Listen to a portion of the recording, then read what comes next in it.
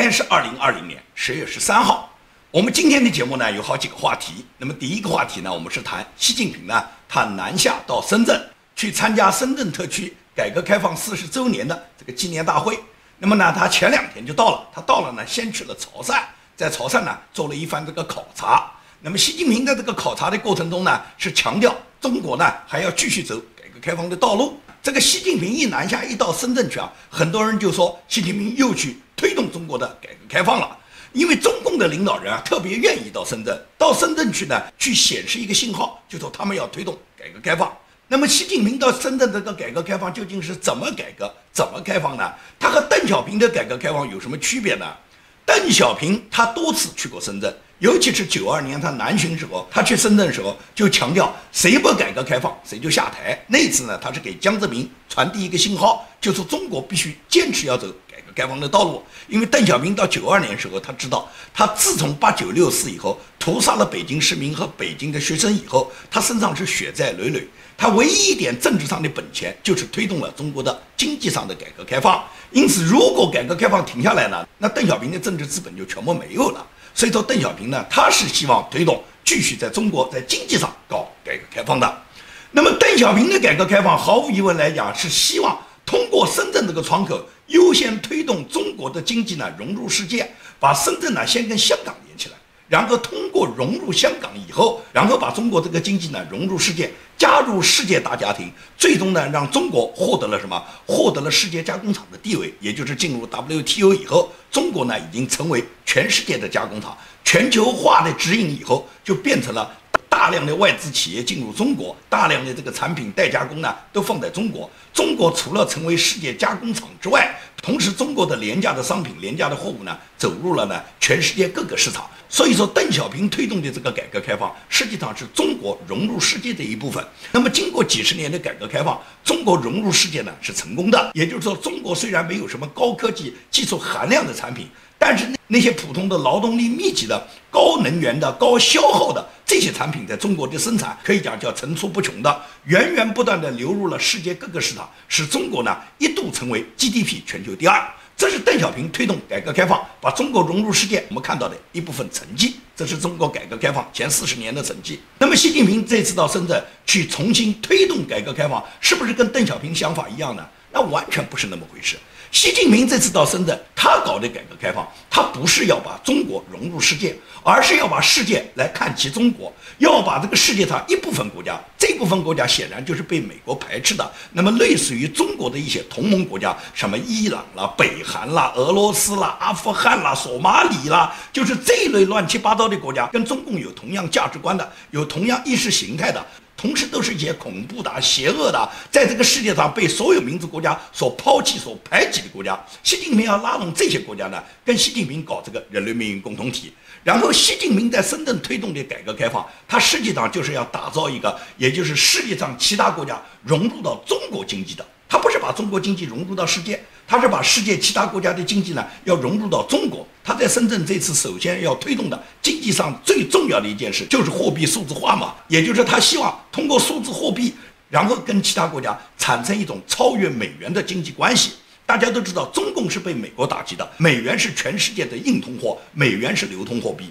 中共呢，他因为呢要甩开美元，他就想打造他自己的货币市场。那么习近平搞的内循环，通过数字货币在中国国内进行循环，在中国大陆循环，它是可以循环得到的。问题是你中国国内你关起门来你自己循环的话，那你自绝于世界的话，你中国是不可能有发展的。而且中共是希望拉拢一些跟他这个价值观一致的这些邪恶的这些国家呢，把这些国家跟中共呢组成一个经贸圈，也就是中共希望拉拢伊朗啊，因为伊朗有石油啊，拉拢人家俄国啊，因为俄国有天然气啊，然后拉拢一些索马里啊、叙利亚、阿富汗，就这些邪恶的国家，因为这些国家处于战乱不断，那么中共可以卖点军火啊，所以中共就希望能够跟这些国家有一定的经济联系。那么有经济联系就必须要有货币结算，而货币结算一旦中共被美元卡住，也就是美国一旦把中国踢出美元体系，中国如果不能用美元结算的话，那么中共和这些国家怎么发展他们之间的这个经贸关系呢？所以说习近平就想在深圳呢推动这个人民币呢数字化。一旦人民币数字化以后，他就希望这些国家能接受习近平的这个人民币数字化。问题这些国家你觉得能接受吗？人家敢接受吗？但是习近平他自己就认为，不管你接受不接受，我们就是这么干。你要想跟我们中国发展经济，你就要接受我们这个数字化货币。所以说，习近平这次到深圳是推行这个数字化货币的。因此，他在到达深圳之前，先去到潮汕去做了一番考察，而且在潮汕的街头呢，他和那些老百姓也发表了他自己所谓推动改革开放40周年的这个讲话。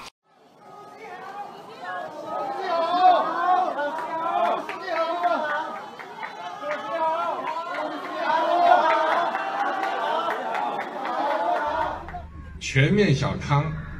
彻底脱贫，这一仗肯定是会打赢的。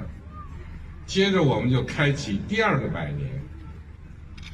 就是中华人民共和国成立100年，到本世纪中叶，建设一个中国特色的社会主义现代化强国。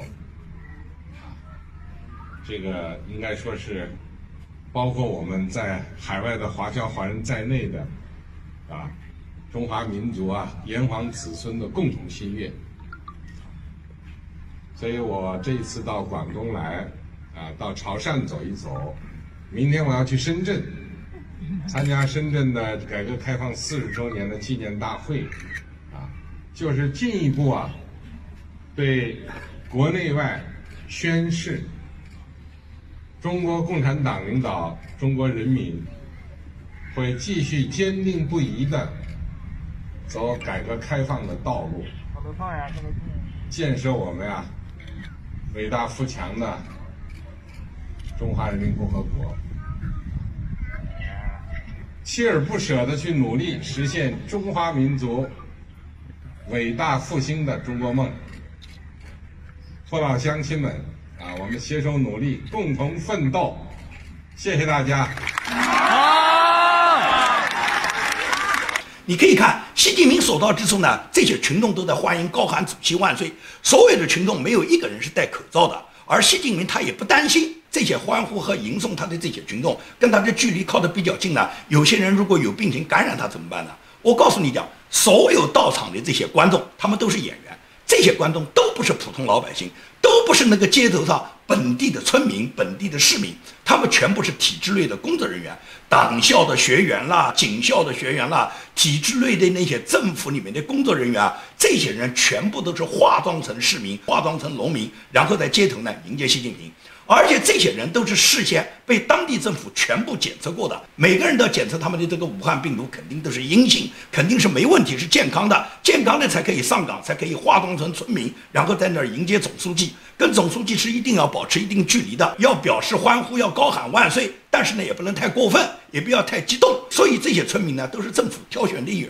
员，这些演员实际上都是来自于体制内的工作人员，没有一个是村民，没有一个是正经的当地的老百姓，这是中共一贯的策略。中共造假就是村骗乡，乡骗县，县里面就骗到了国务院，上面骗下面，下面骗上面，这是中共一贯的套路。而且习近平是从基层出来的，是从大队梁家河书记干到县委书记，河北正定县县委书记嘛，然后干到市委书记，干到省委书记，也就是习近平一路在他升迁的过程中，这种造假的事他不知道干了多少，他是得心应手的，他知道这些人都是假的，那么他们就喜欢用这种假的方式去打造一个虚假的太平盛世。然后同时他用这种画面传递给全世界，就告诉世界上其他国家，你看我们国家现在已经武汉病毒我们已经全部克服了，我们的这个抗疫已经产生了巨大的胜利，你看习总到哪个地方都没有人戴口罩吗？我们这个完全就是取得了胜利嘛，他们就要达到这么一个政治成果。实际上这些欢迎的人都是演员老外看不懂但是大部分的中国人都看得懂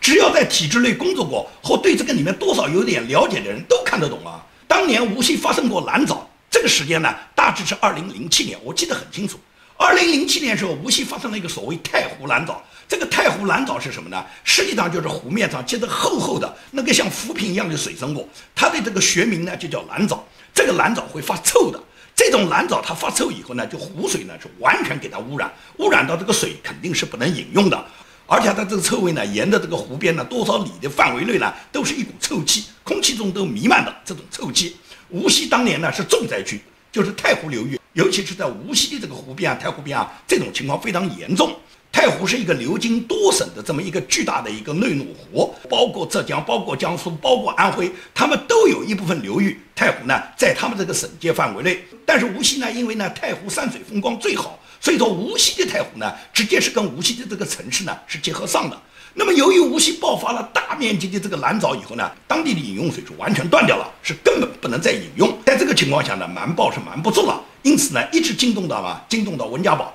温家宝就亲自来考察了无锡。当温家宝到达无锡时候，当时时任无锡的市委书记叫杨卫泽，后来这个人呢被中共呢以贪官的名义拿下，现在人早就关在秦城，判了10好几年。那么杨卫泽当时是时任的市委书记，他是为了讨好温家宝，他就跟温家宝拍胸脯，就说他一定会把太湖治理好。那么温家宝就问他，你什么时候能治理好？因为当时2007年是温家宝刚刚开始的第2个任期。然后杨卫泽就说，总理，在你第2个任期完成之前，你再到无锡来视察，我一定是把这个太湖一湖的干净的水交给你，我一定是能把这个蓝藻把它治理好。所以说温家宝一想，哟，这个无锡的这个市委书记好像决心很大嘛，有这个能力嘛。所以说温家宝就说，好，我在我这一届任期在结束之前，我一定会再来考察无锡，到时候我来看你无锡，你把这个太湖治理的怎么样。所以温家宝讲完这个话，温家宝就回北京了。那么杨卫泽在总理面前夸下了海口，要在总理的任期之内，也就是温家宝他的任期到2012年结束嘛。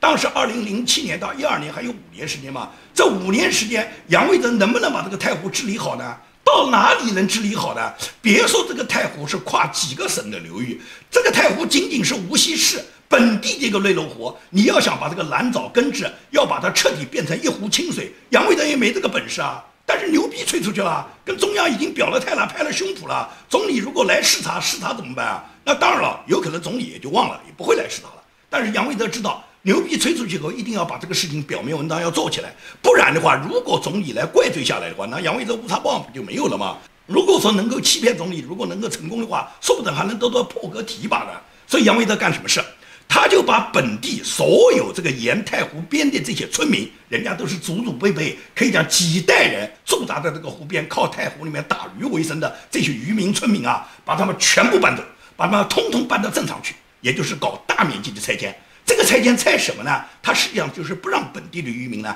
可以到湖里面再去打鱼了。他为什么不让他们打鱼呢？他实际上他是把这个湖边的堤岸啊，他把它挖掉。他挖掉什么目的？他就是做一个所谓的十里长堤，也就是把这个太湖的这个湖边啊，原来这个沿着湖边上的这个堤岸呢，他把它挖掉以后呢，他搞了一个内湖。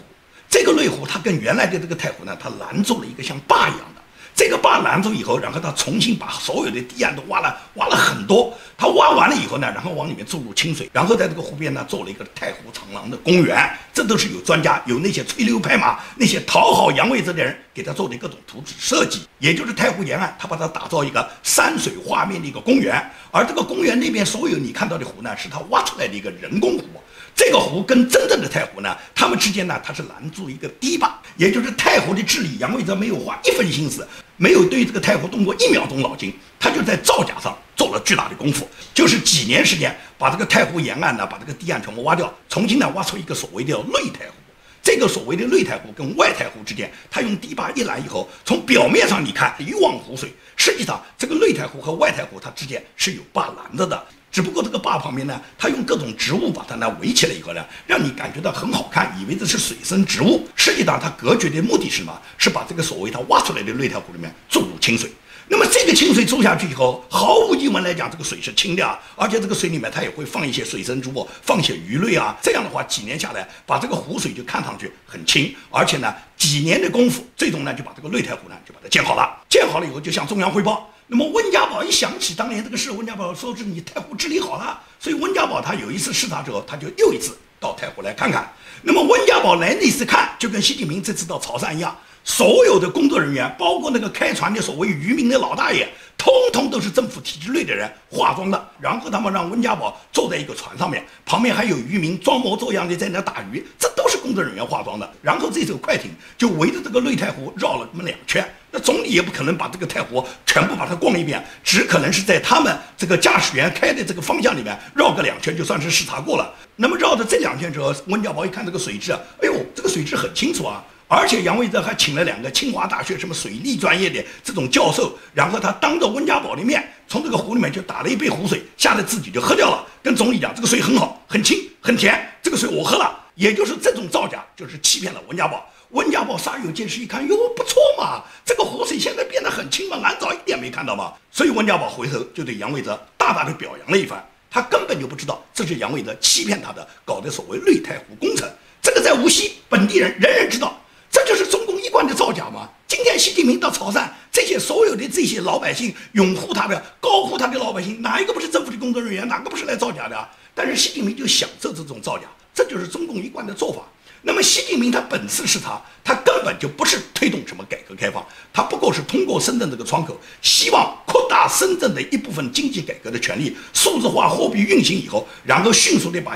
让香港深圳化。这是中共的这个想法。中共他出台了国安法，他就是要把香港最终跟深圳并拢，然后让香港变成了深圳化。所以说中共根本就不会在香港搞什么一国两制，推进香港的繁荣稳定。他们只要把香港变成深圳，最终他们大湾区运行以后，然后中共用深圳模式去推广到香港以后，对香港市民进行共产党进一步的奴役。好，我们来看川普总统的竞选，因为川普总统呢进入10月份就来了10月惊奇的第一招。川普总统呢，在10月1号那一天就被武汉病毒击倒了。那么击倒以后呢，川普总统呢，他神速的恢复了。一是他的身体抵抗力十分的好，第二个呢是川普的这个白宫的专家团队呢治疗的方案特别有效。第三个就是什么？川普总统他强大的意志力，所以说战胜病毒呢，对于川普总统来讲，可以讲就是几天的事。那么现在经过川普专家团队、医疗团队给出的报告，川普总统他现在检测已经都是阴性，所以川普总统昨天就开始重新投入了他的这个大选造势活动。昨天呢，他到达了佛罗里达。他到佛罗里达州的时候，这个全场的这个观众啊，掌声雷动，而且川普总统很滑稽，他走过去之后，他还舞动了几下他的舞姿。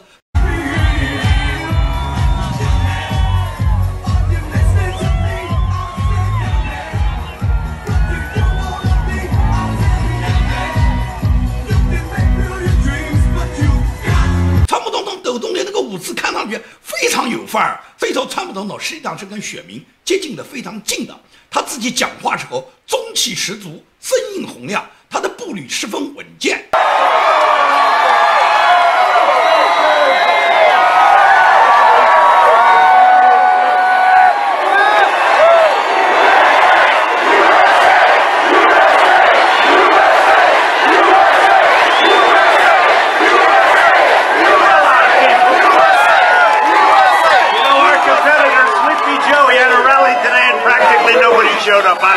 然后全场观众在一片鼓励川普总统再干4年的这个欢呼声中，川普总统和佛罗里达的民众呢，他们呢融为一体，因为川普总统要争取佛罗里达州、宾州和爱奥华州这几个摇摆州争取最多的选民支持。所以说呢，川普总统他重新参与大选造势呢，就可以预见到，仅仅还有20多天的这个11月3号的这个正式大选那一天，川普总统，我觉得他一定是可以绝对领先，并且可以获得连任的。那么围绕着川普总统在竞选连任的这个过程中，在紧锣密鼓进行的就是最高法院大法官巴雷特的这个任命。巴雷特大法官他的这个听证呢，从昨天就开始，连续4天。昨天第一天呢，是巴雷特大法官他首先向参议员们汇报他自己的这个法律思想，实际上也就是他重申了他自己的法律哲学。他在开场白里面就告诉大家，他认为司法机构不应制定政策，或者是做出价值观上的定夺，只能依照法律条文给出自己的解读。他反复强调，政策决定是政府的价值判断，必须由被人民推举并向人民负责的政治机构做出来。也就是任何政治决策啊，应当是由民选的政府，有总统、副总统和国家的行政部门，或者是什么，或者是人民选举的议会啊、参议啊、众议院，由他们来做出政策的决定。而这部分决定，法律是不应当干预的。法律只是通过法律条文对人们不理解的问题给出一些法定解释。这是巴雷特强调，就是法律不要越线，法律你就做法律的事。至于行政命令、行政政策的制定，由国家的行政部门、由民选的政府他们来决定。所以巴雷特大法官他阐述的这个法律哲学思想是非常接近法律本源的。法律本身它就是一个裁判员，它不是要做运动员，它不应该亲自下场进行比赛，它是在各种比赛中最终通过法律来裁判哪一个运动员他做的是正确的，哪一个运动员做出的是错误的。所以说法律它仅仅做好裁判的功能就行。这是巴雷特大法官在昨天听证会第一天，他阐述了他自己的法律哲学。参议院司法委员会启动的这场对巴雷特的确认听证会持续4天。第一天的日程中不包含对巴雷特法官的问询环节，而是由委员会的各个成员轮流发言表态。在开场声明中，巴雷特法官重申了自己的法律哲学，即司法机构不应该制定政策或做出价值观上的定夺，而应该依照法律条文本身给出相应解读。The policy decisions and value judgments of government must be made by the political branches, elected by and accountable to the people. The public should not expect courts to do so, and courts should not try. 在参议院占多数席位的共和党着重赞扬了巴雷特法官在法律界的资历。The person appearing before this committee is in a category of excellence, something the country should be proud of, and she will have a chance to make her case to be a worthy successor and to become the 9th member of the Supreme Court of the United States. 共和党议员们还重点阐述了大法官保持司法独立的重要性，不应该利用诠释法律的权利制定政策，成为超级立法者。A good judge understands it's not the court's place to rewrite the law as it sees fit. It's not his or her place to let policy, personal, or moral principles dictate an outcome of a case. We are fortunate. Judge Barrett's record clearly reflects this standard. 在民主党方面，多位参议员表达了对巴雷特法官可能帮助推翻平价医疗法案的担忧。In filling Judge Ginsburg's seat, the stakes are extraordinarily high for the American people, both in the short term and for decades to come. Most importantly, health care coverage for millions of Americans is at stake with this nomination. 此外，民主党还担心这位保守派法官在其他公民权利上的立场。They're scared that your confirmation would result in the rolling back of voting rights, workers' rights, and the rights of the LGBTQ community to equal treatment. 对巴雷特法官的提名如果被通过，他将填补上个月去世的金斯伯格大法官留下的空位。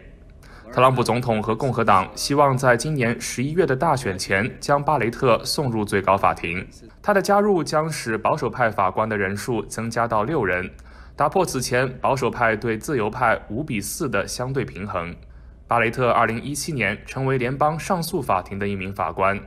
在那之前，他在圣母大学教授法律，也曾是已经去世的最高法院大法官斯卡利亚的书记员。如不出意外，在参议院占多数席位的共和党将顺利通过对巴雷特法官的提名。那么围绕着巴雷特大法官在今明2天呢，还会进行了很多呢参议员的质询，也就是参议员可以充分表达他对巴雷特大法官是支持呢还是不支持呢？他有什么想法呢？每一个人都可以畅所欲言，发表自己的想法。那么经过本周连续4天对巴雷特大法官在参议院进行质询以后，那么美国参议院将会在本月下旬最终做出对巴雷特大法官任命的一个投票表决。当这个投票表决获得多数票以后，那么毫无疑问，巴雷特大法官就会被任命当选为美国最高法院9名大法官的第9名。这也就是在美国大选之前，首先要保证美国的法律完善。所以说我们很期待巴雷特大法官很快会得到任命。那么在这个最后的这个造势的这个过程中呢，无论是川普总统还是拜登呢，现在呢都紧锣密鼓的和他们的选民见面，然后呢争取选民的支持。那么拜登这2天也有一些表现，只不过拜登的表现呢已经完全到了老年痴呆语无伦次的地步。他在这2天的一个竞选造势大会上面，他跟他的选民说：“我以民主党人的身份骄傲地来参选参议员。” You know, we have to come together. That's why I'm running. I'm running as a proud Democrat for the Senate. 所以一下子就把选民愣住了。你究竟是来参选参议员还是来参选总统啊？所以说拜登呢，他已经搞不清楚他究竟来参选什么。你是来参选参议员吗？你不是来竞选2020年代表民主党来竞选美国总统的吗？怎么来竞选参议员呢？所以说拜登已经到了语无伦次，根本就不能够正确的表达他自己的想法。这种人怎么可能担任美国总统呢？但是支持拜登人很多，左派的媒体就拼命叫唤拜登，他现在大幅度领先，他领先川普，所以拜登可能也沉醉在他自己从民调上面看出他大幅领先的这个成果，因此拜登呢，他就悠哉悠哉准备着11月3号就当选了。他都写过一条推文跟他老婆讲说11月3号你就是第一夫人了。结果人家在他这个推特底下留言反唇相讥他，是不是你老婆到11月3号就改嫁了？到哪当第一夫人啊？改嫁川普有可能是第一夫人啊。再说在拜登的老婆身上，谁看到他老婆身上有一点点第一夫人的影子啊？但是不排除拜登他仍然有这种良好的优越感。这就跟2016年希拉里一样，当时在2016年希拉里他们一起是看不起川普，一起讥笑川普。在没有正式选举之前，所有的民调都显示希拉里是90%几的领先，川普连10%的支持率都没有达到。到最终选举结果呢，大家都看到了。那么这次也是这样 ，CNN 都公布出来，拜登现在的领先是98%对2%，也就是拜登占98%的支持率，川普只搞了2%。你认为 CNN 讲的话你相信吗？但是拜登相信，只要拜登相信就行。拜登你就躺在家里面睡大觉吧，你这个瞌睡桥，随你是在家里面瞌睡也好，在舞台上瞌睡也好，到11月3号，你反正98%的这个支持率嘛，所以你肯定当选嘛，你就等到11月3号宣布你老婆为第一夫人，你看看你老婆那时候改嫁还有没有机会？拜登和川普他在对待中国的问题上面，可以讲民主党现在是不谈中国。尤其是拜登，包括他的这个副手贺锦丽，他在跟彭斯副总统辩论的时候，都极力的避谈中国，因为他们不敢谈他们对中国的政策，他们跟中国的政策就是勾兑嘛。拜登在他自己担任副总统8年，以及他在担任副总统之前担任参议员的这么几十年，他跟中共的利益勾结的是非常紧的，所以说他的儿子在中国能拿到几十亿的合同，能在中国赚到几十亿美金，因此拜登跟中共的利益勾兑，这已经有无数事实能证明。而贺锦丽她的老公是长期担任中共各大在美国上市公司的法律顾问，跟中共的勾兑就更紧了。也就是她的老公所有的收入来源都来自于中国在美国的各大上市公司请她老公做的各种所谓法律服务。什么法律服务？只要你聘请他为法律顾问，然后给他发钱就是了。至于他能服务多少，谁知道他能服务多少？而美国的律师收费都非常的贵，跟中共呢就更毫不客气了，就把这个费用开得很高，而中共乐意啊。中共收买贺锦丽的老公，毫无疑问来讲，就可以通过她老公的利益就控制了贺锦丽。那贺锦丽一旦成为副总统，能不为中共服务吗？所以中共他对美国的渗透，他是全方位的。他通过他自己的大使馆，通过他自己的新闻媒体，对美国进行名正言顺的间谍活动。同时，他收买了美国大量的政界人物，而且他又在美国通过孔子学院进行文化渗透。就在这2天，美国密苏里州叫韦伯斯特大学孔子学院的院长叫刘强。刘强呢，在星期2的时候，就是上个礼拜二10月6号，被美国联邦调查局，就是 FBI 啊，搜查他的住处。为什么搜查他的住处呢？因为他涉嫌儿童色情案，因此对他的住处呢进行了搜查。结果搜查到第2天，也就是星期310月7号那一天，这个刘强呢他就死亡了。那么刘强的死亡究竟是怎么死的？当时校方没有在当天宣布，直到9号，校方呢就正式宣布了刘强这个孔子学院的院长呢就死掉了。那么中方外交部呢到11号呢就证实了有这么回事。那这个刘强他究竟是怎么死的呢？为什么 FBI 要调查他有儿童色情案呢？你看中共的一个孔子学院院长，他在美国做的是渗透美国意识形态的活动，同时呢他还有儿童色情的爱好。这就是中共的优秀共产党员啊！共产党员，尤其是共产党的高官，他们已经不满足于异性恋，不满足于包个二奶玩几个妓女，已经不过瘾了。他们现在都要儿童色情啊，要玩那些童男童女啊，这就是共产党的高官。所以说，这个不是 FBI 搜查，你怎么能知道他这个刘强，这个孔子学院院长道貌岸然的，居然他背后还有儿童色情案呢？这就是共产党口口声声打着为人民服务，他们讲的非常好听的背后，他们干的都是肮脏的勾当。好，节目的最后呢，我要跟大家说一下，因为这2天呢，网上不断有人造谣，因为呢，网络上面啊，最近这几年啊，冒出不止一个，包括推特啊，包括 YouTube 啊，上面有些号呢是专门呢来抹黑、诽谤和污蔑吴建民的。他们经常炮制一些根本经不起推敲的匪夷所思的爆炸性新闻，什么吴建民离婚啦，吴建民婚内自杀啦，吴建民被人枪杀啦，吴建民跟哪一个女人鬼混，然后被那个女的干掉了，这都是共产党五毛和共产党配合郭文贵呢一些五毛一些蚂蚁呢对我的一些造谣和污蔑。很多人都来跟我讲这个事，让我去质问这些号，我一点兴趣没有。因为他来造你的谣，我就要去跟他对峙。我有那么无聊吗？他那么无聊，我也跟着他那么无聊吗？但是你从那么多号，他都不断的言语造谣我吴建民，以我吴建民为主要题目来为他这个频道增加点击率，那至少是说明什么？说明我吴建民有影响力。我的影响力已经大到共产党害怕，共产党已经开始找五毛，不断人来抹黑我，来造谣我，作为他们这个频道获取流量、获取点击率一个手段，也就说明我吴建民真的是产生影响力了。你没有影响力，人家做你的节目肯定是没人看的嘛。他是以你为模板，造你的谣，然后他的点击率上来了，显然就是关注你的人多，因为他造了你的谣，人家就要看看是什么谣言，所以才带来他的点击率，带来他的流量。这就说明什么？说明我吴建民真的是对共产党开始产生了影响，共产党才通过各种手段来威胁、来打击，包括郭文贵不断地做视频，点名道姓的指示他的蚂蚁要围在我的家门口对我进行进攻，这都是共产党和郭文贵合作，然后他们在海外对我进行抹黑的一轮又一轮的工程。我呢一点兴趣都没有要跟所有网友去解释这些问题，什么他们讲的凶杀啦、情杀啦，这些问题我有必要去解释吗？我告诉你讲，他们造的谣言你相信那你就相信，如果你不信，你应该去问他，而你不是来问我。因为我每天做好我的节目，我做好我的事业，我绝不可能让郭文贵他想把我这个节目打掉，共产党想把我这个节目打掉就能打掉的。我会一如既往做好我的节目，做好我的本职工作。至于造谣的五毛死全家，这个你不懂吗？所以你就让他造谣。而造谣的这些人，尤其是在视频上露脸的这些人，我相信当地的人都会认出他们来，都会知道这种人的可耻，都会让这种人最终他们为他们自己造谣谣言要付出代价。如果他们生活在海外，民主国家总有一天会把他们送上法庭。如果他为共产党服务，当共产党灭亡被埋葬的时候，他一定会受到新的民主政府的审判。好，今天的节目就跟大家做到这里，谢谢大家。